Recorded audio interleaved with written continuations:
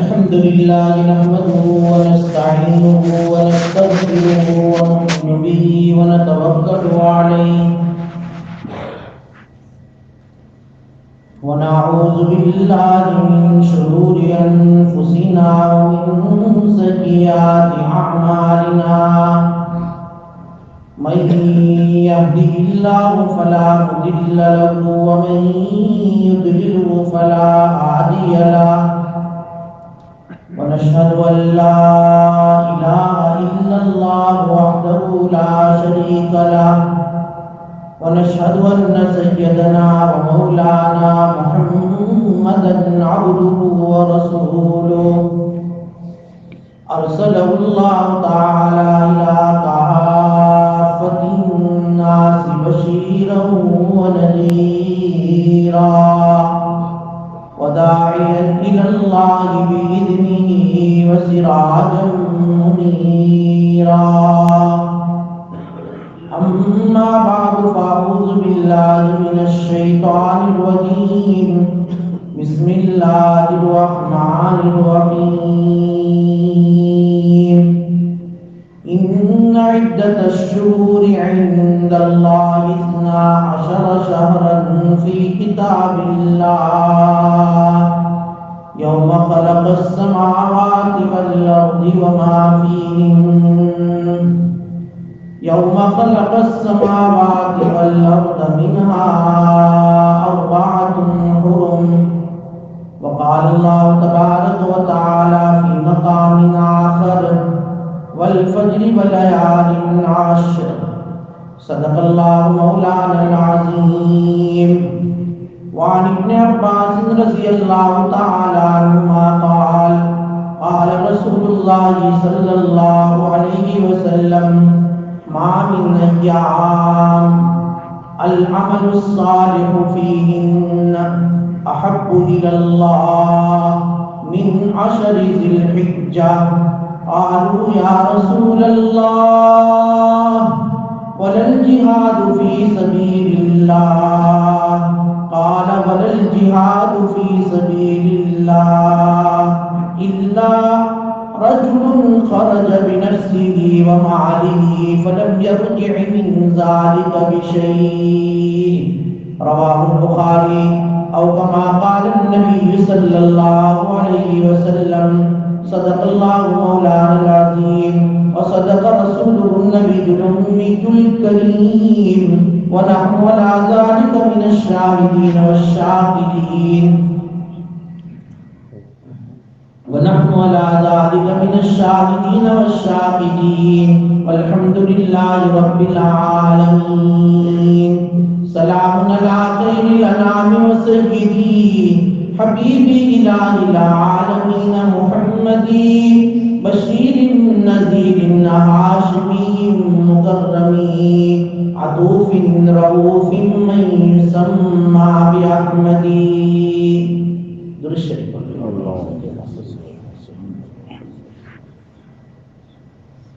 واجب الاحترام علماء کرام بزرگ ہو، اللہ جل شانہ من والوں نے یہ آسمان اور یہ زمین اور کائنات کی ہر چیز کو بنایا ہے، اور جب سے یہ کائنات، یہ آسمان، یہ زمین کی تخلیق ہوئی ہے، اللہ تبارک و تعالیٰ کے علم میں یہ مہینوں کی گنتی ہے، یہ سال کے جو مہینے ہیں 12، یہ اللہ تبارک و تعالیٰ کے یہاں پہلے سے ہے، جب سے آسمان زمین بنائے تب سے۔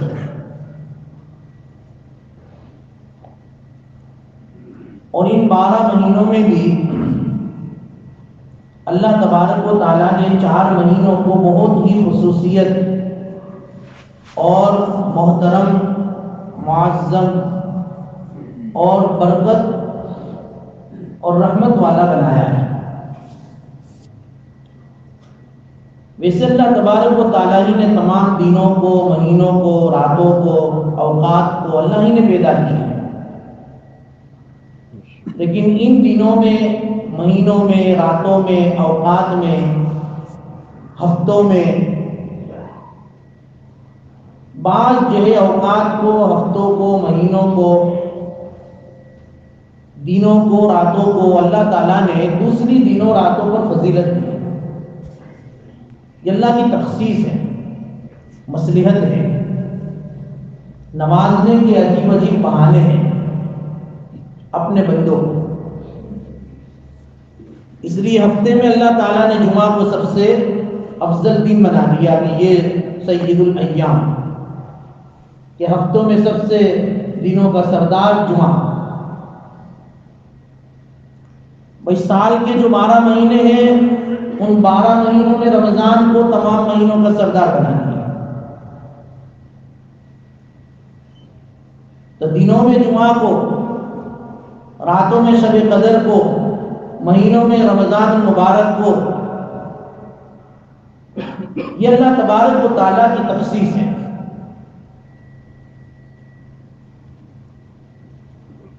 اور ان مہینوں میں بھی رمضان مبارک کا مہینہ تو فضیلت والا ہے ہی، جو ہم گزار کر آئے ہیں، لیکن اس کے علاوہ 4 مہینے اور زیادہ محترم کے احترام والے ہیں۔ اس کا احترام جو ہے زمانے جاہلیت میں عرب لوگ بھی کرتے تھے، آج بھی کرتے ہیں۔ ان کے اندر علم نہیں تھا، جہالت تھی، دین نہیں تھا، لیکن تب بھی ان دنوں کا، مہینوں کا اتنا احترام کرتے تھے کہ ان مہینوں میں کسی سے لڑتے نہیں تھے، حالانکہ بالکل لڑاکو قوم تھی، جنگجو، معمولی باتوں پر لڑتے تھے، اور لڑائی بھی معمولی نہیں ہوتی تھی، سارا سال تک چلنے والی لڑائی ہوتی تھی۔ لیکن یہ مہینہ آتے تھے بالکل اسٹاپ ہو جاتے، لڑتے نہیں، احترام کرتے کہ نہیں یہ برکت والے مہینے، رحمت والے مہینے، اللہ کے یہاں اس کا مقام ہے۔ وہ 4 مہینے کون سے ہیں؟ جس مہینے سے ابھی ہم گزر رہے ہیں، ذی القعدہ، یہ محترم والا مہینہ ہے۔ قرآن میں ان عدت الشہور عند اللہ 12 شہرا فی کتاب اللہ والارض خلق السماوات والارض منها 4 حرم، ان میں 4 مہینے بہت احترام والے، 12 مہینے۔ پہلا مہینہ کون سا ہے؟ بھائی ذی القعدہ کا ہے، جس مہینے میں ابھی ہم گزر رہے ہیں، بہت محترم مہینہ ہے۔ اس کا احترام عرب لوگ بھی کرتے تھے، ہمیں بھی کرنا چاہیے۔ اور احترام کا مطلب یہ ہے کہ اس مہینے میں جتنا ہو سکے اتنا اللہ کی عبادت کرنی چاہیے، گناہوں سے بچنا چاہیے۔ دوسرا مہینہ ذی الحجہ، جو اس مہینے کے بعد آئے گا، بس جس کے چند دن باقی رہ گئے، اس کے بعد ذی الحجہ شروع۔ تیسرا مہینہ اس کے بعد پھر ختم، ذی الحجہ ختم ہوگا، محرم الحرام کا مہینہ شروع ہوگا، وہ بھی محترم مہینہ۔ تو ذی القعدہ، ذی الحجہ، محرم الحرام، یہ 3 مہینے ایک ساتھ ہیں۔ اور چوتھا مہینہ جو محترم ہے وہ رجب المرجب، جو گزر چکا۔ یہ 4 مہینے محترم ہیں۔ آنے والا مہینہ جو ہے وہ ذی الحجہ کا مہینہ ہے۔ اس مہینے کو بہت ساری خصوصیات اور فضیلت حاصل ہے دیگر مہینوں کے مقابلے۔ جس طرح رمضان المبارک کے مہینے میں اللہ تعالیٰ نیکیوں کے بھاؤ بڑھا دیتے تھے اور بڑھائے تھے، جس نے اس سے فائدہ حاصل کیا اس نے اپنے اعمال نامے میں نیکیوں کا خزانہ جمع کر لیا۔ اب وہ مہینہ گزرا، 1 مہینہ ہوا، پھر اللہ تعالیٰ ایک موقع دے رہے ذی الحجہ دے کر کہ بھئی یہ آنے والا ذی الحجہ کا مہینہ، اور اس میں بھی خاص طور پر پہلے 10 دن، یہ 10 دن بہت امپورٹنٹ، اللہ کو بہت زیادہ محبوب۔ بخاری شریف کی جو روایت پڑھی اس میں یہی بتایا، ما من ایام، کوئی ایام ایسے نہیں ہیں، کوئی دن ایسے نہیں ہے کہ جن دنوں میں العمل الصالح، آدمی نیک عمل کرے، احب الی اللہ، جو اللہ کو زیادہ محبوب ہو، من 10 ذی الحجہ، سوائے ذی الحجہ کے 10 دنوں کے۔ ان دنوں میں کیے جانے والے اعمال اللہ کو بہت محبوب، بہت پسند، بہت پسند. تو یہ تمام ایام دوسرے ایام کے مقابلے میں بڑھ گئے. کیوں؟ کیونکہ اللہ تبارک و تعالیٰ کو ان دنوں میں کیے جانے والے اعمال پسند ہیں. اس لیے خود نبی کریم صلی اللہ علیہ وسلم ان دنوں کا احترام کرتے تھے، اہتمام کرتے تھے، اپنے اعمال میں نیکیوں میں اضافہ کرتے تھے.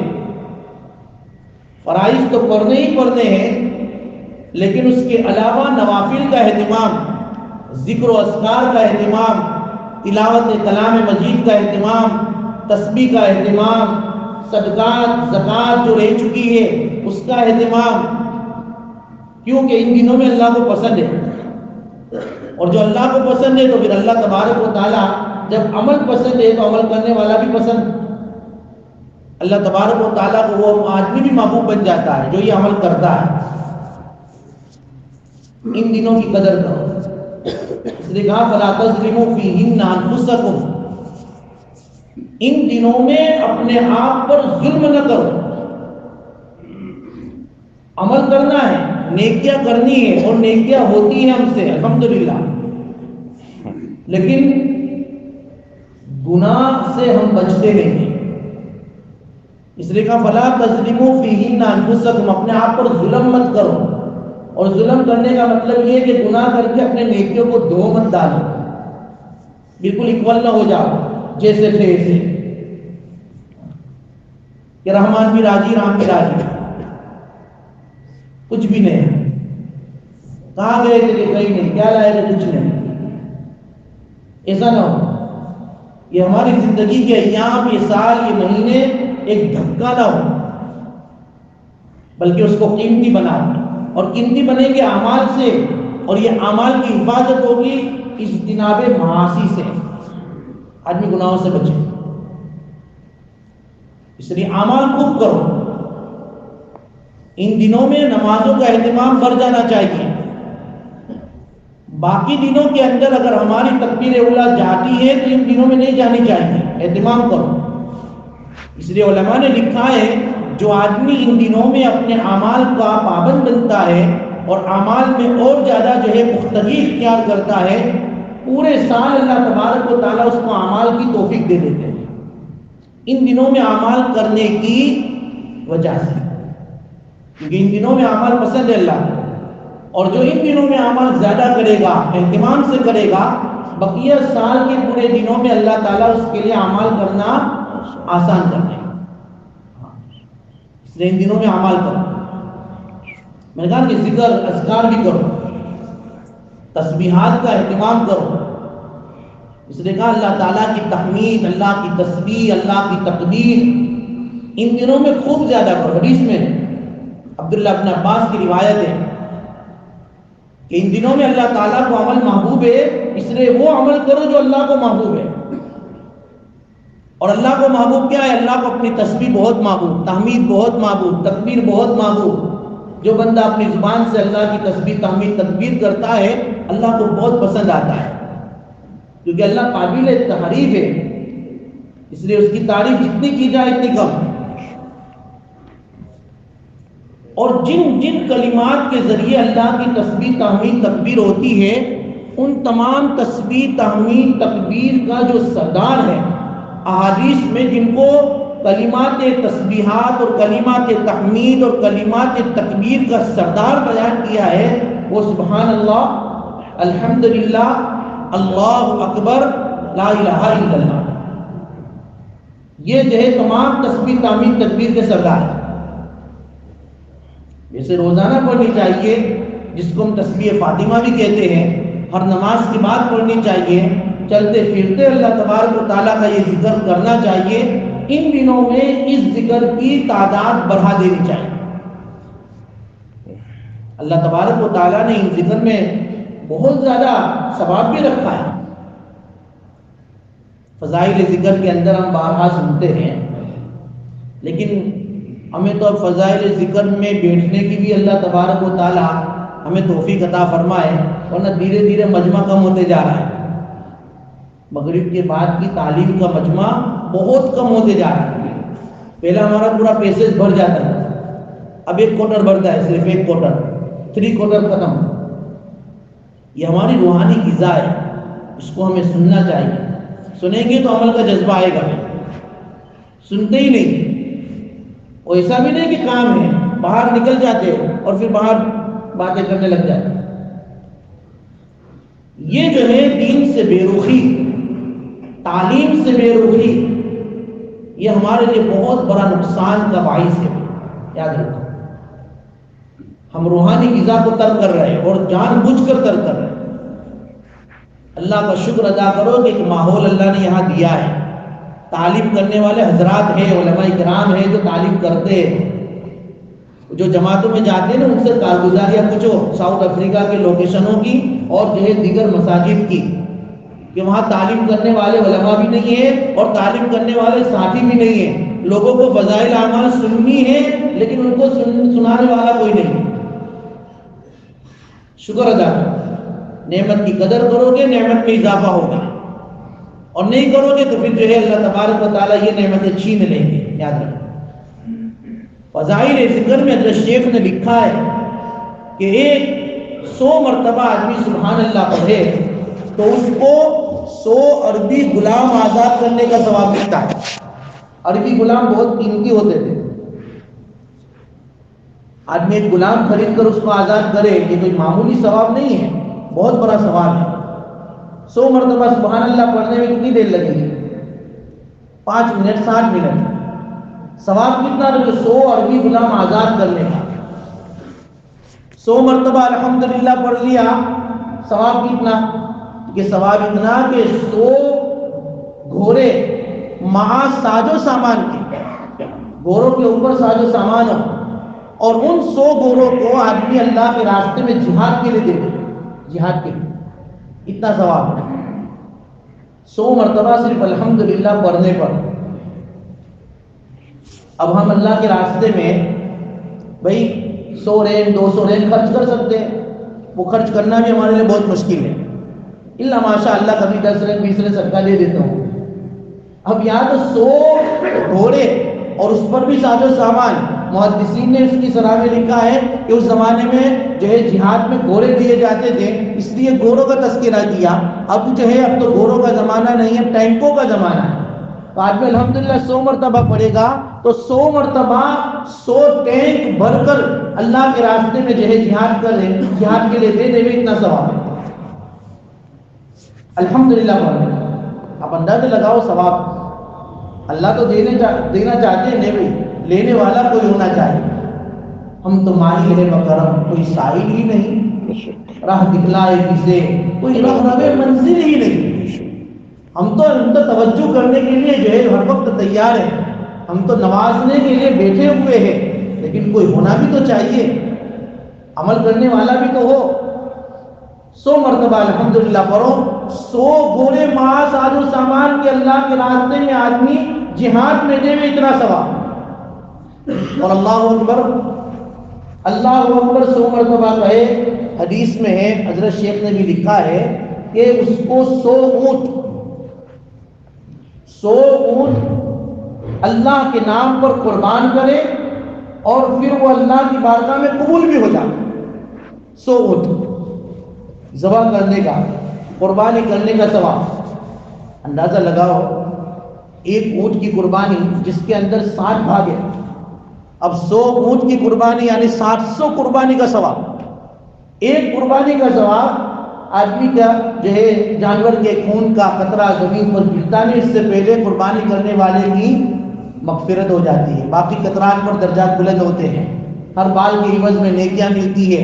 یہ جو ہے قربانی کا زمانہ ہے نا بھائی, قربانی آنے والی, یہ سارا ثواب ہمیں معلوم ہے کہ ایک بکرے کے اوپر بال پر, اس کی خون پر, اس کے گوشت پر, اس کی پوست پر, ساری چیزوں پر اللہ نیکیاں دیتے ہیں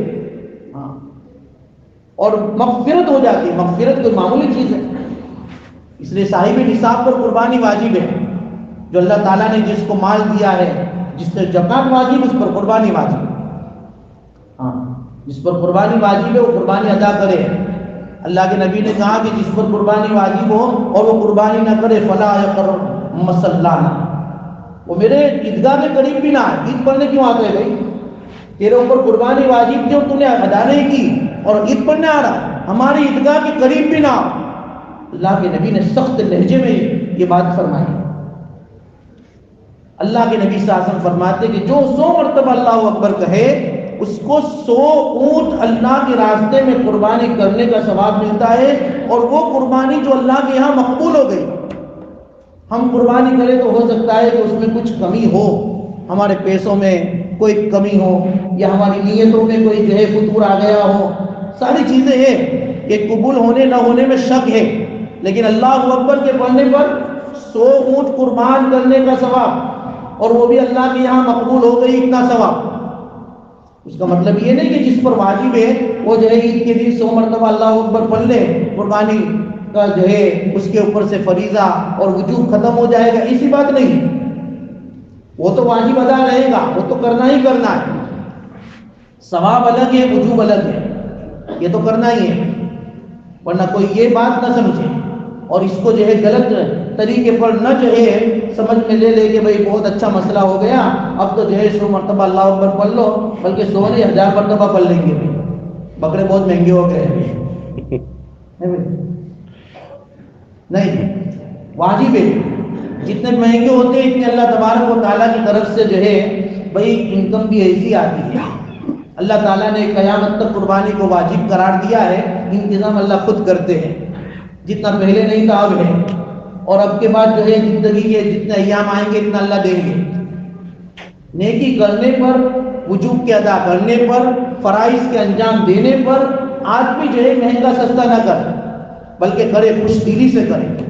آدمی جتنا خوش دلی سے کرے گا اللہ تبارک و تعالیٰ اتنا اجر و ثواب اس کو دیں گے، اور کوئی بوجھ اتارنے کے لیے کرے گا تو اس کو اس کا ثواب ملے گا۔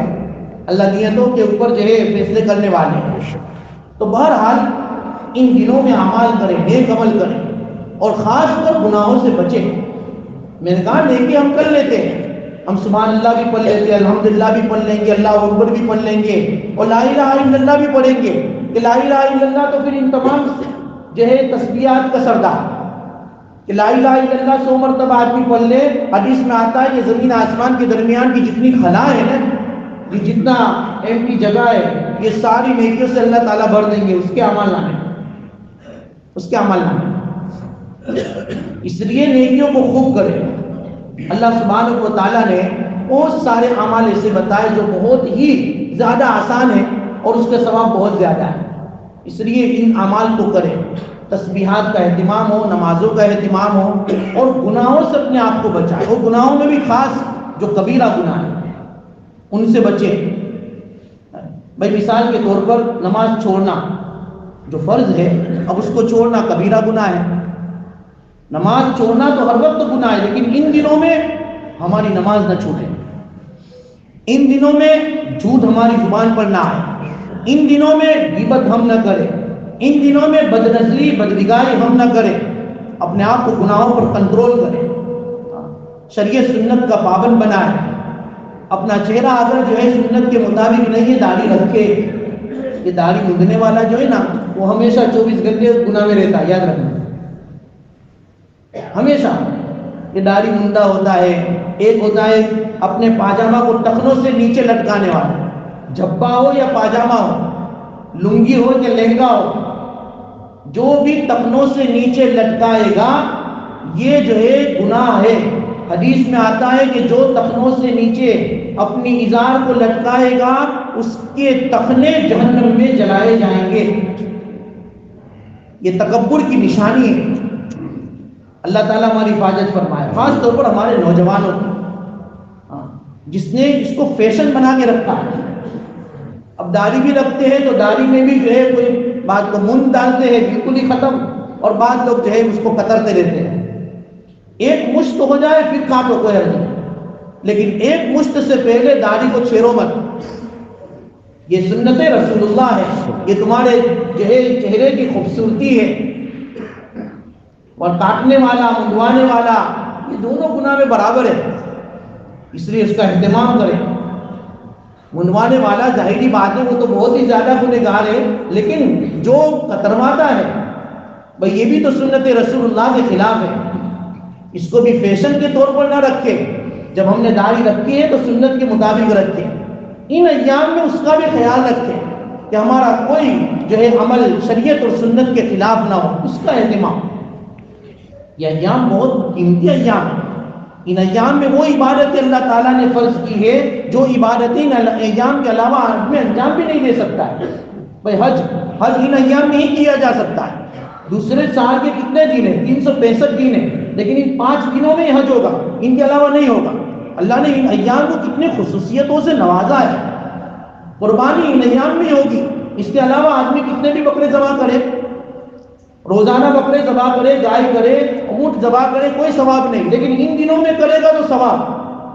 ان دنوں کی فضیلتیں، ان دنوں میں اللہ تبارک و تعالیٰ نے عید کا دن رکھا ہے، ان دنوں کے اندر اللہ تعالیٰ نے تکبیرات و تشریق رکھی ہے، ان دنوں کا ثواب حدیث میں آتا ہے یعدل الصیام کل یوم منہا بصیام السنہ، ایک دن کا روزہ رکھو 1 سال کے روزے کے برابر ثواب ملے گا۔ ایک دن 1 رات قیام کرو گے شب قدر کے برابر اس کو ثواب ملے گا۔ شب قدر جو 1000 مہینوں سے بہتر ہے، 1000 مہینے میں کتنی راتیں آتی ہے؟ اللہ تبارک و تعالیٰ ان 10 دنوں میں اللہ کے رسول صلی اللہ علیہ وسلم فرمایا قیام کل لیلۃ منہا بقیام لیلۃ القدر، 1 رات میں قیام کرو، شب قدر کا قیام۔ ضروری نہیں ہے کہ آدمی پوری رات جاگے اور عبادت کرے، ہماری طاقت بھی اتنی نہیں ہے، کم سے کم اتنا تو کر سکتے ہیں کہ آدمی فجر اور عشاء اور مغرب کی نماز جماعت کے ساتھ پڑھے، عشاء کی نماز جماعت کے ساتھ پڑھے، فجر کی نماز جماعت کے ساتھ پڑھے، پوری رات عبادت کا ثواب مل جائے گا حدیث کی روح سے، لہذا شب قدر کا ثواب بھی ان کو مل گیا۔ ان دنوں میں اس کا بھی اہتمام کریں۔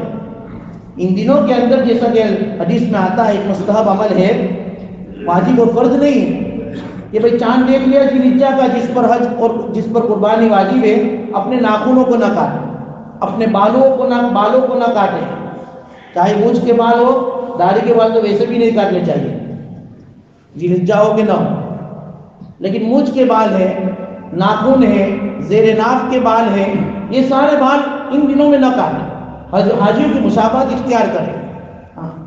مظاہر حق میں اس حدیث کے تحت جو ہے محدثین نے لکھا ہے کہ بھئی جس پر قربانی واجب نہیں بھی ہے وہ بھی اگر یہ عمل کرے گا تو اللہ تعالیٰ اس کو بھی یہ ثواب دیں گے۔ ثواب کیا دیں گے کہ بھئی ذی الحجہ کے بعد 10 ذی الحجہ کے بعد جب یہ ناخن اور بال کاٹے گا تو اس کے ہر ناخن اور بال کے بدلے میں اللہ اس کو نیکی دے گی، لیکن اس کو نہیں جس پر قربانی واجب نہیں، ہر ایک کو یہ ثواب ملے گا، جس پر قربانی واجب ہوگی اس کو بھی اور جس پر قربانی واجب نہیں ہے اس کو بھی۔ لہٰذا یہ دین بہت ہی بابرکت ایام ہے، ان ایام کی ہم قدر کریں، بہت بابرکت ایام ہے، اس لیے یہ مستحب عمل ہے، اپنے ناخنوں کو نہ کاٹے، اپنے بالوں کو نہ کاٹے، ان ایام میں خوشی سے قربانی کریں، اچھے سے اچھا جانور اللہ تعالیٰ نے جتنی طاقت دی ہے اس کے مطابق جانور کو لائے، اللہ تعالیٰ نے جتنی طاقت دی ہے اور جتنے جانور کو ہم ذبح کر سکتے ہیں، اپنی واجب قربانی تو ادا کرنی ہی ہے، اپنے مرحوموں کی طرف سے کرو، انبیاء کی طرف سے کرو، صحابہ کی طرف سے کرو، اور لوگ کرتے جو کرنے والے ہیں وہ برابر جو ہے ثواب لے رہے ہیں، اور ہر جو ہے قربانی پر جو ہمارے مرحومین کی طرف سے ہم نے کی، ہمارے جو ہے انبیاء کی طرف سے، صحابہ کی طرف سے کریں گے، اللہ تبارک و تعالیٰ اس کا بھی ثواب عطا فرمائے۔ ہم نبی کریم صلی اللہ علیہ وسلم کی طرف سے تو کرتے ہی ہے، اور ہر مومن کرتا ہے جس کو اللہ تعالیٰ نے صاحب استطاعت بنایا ہے، لیکن دوسرے انبیاء کی طرف سے بھی کریں، اللہ کے نبی کے ازواج مطہرات کی طرف سے کریں، ہمارے خلفائے راشدین کی طرف سے کریں، جتنا ہم سے ہو سکے اتنا ہم قربانی کریں گے، اللہ تبارک و تعالیٰ ہر قربانی کے بدلے میں ہمیں ثواب عطا فرمائیں گے۔ وہ قیامت کے دن جب ان کا گوشت، پوست، کھور اور جو ہے اس کے بال، یہ سب جو ہے ہمارے اعمال میزان میں آئیں گے، تب جو ہے ہمیں پتہ چلے گا کہ قربانی کا ثواب کیا ہے۔ وقتی طور پر ہمارے تھوڑے پیسے بھی چلے جائیں گے، لیکن یہ ثواب دائمی طور پر ہمارے جو ہے خزانے میں جمع ہو جائے گا۔ اللہ تعالیٰ ہمیں کہنے سننے سے زیادہ عمل کرنے کی ضرورت ہوتی ہے۔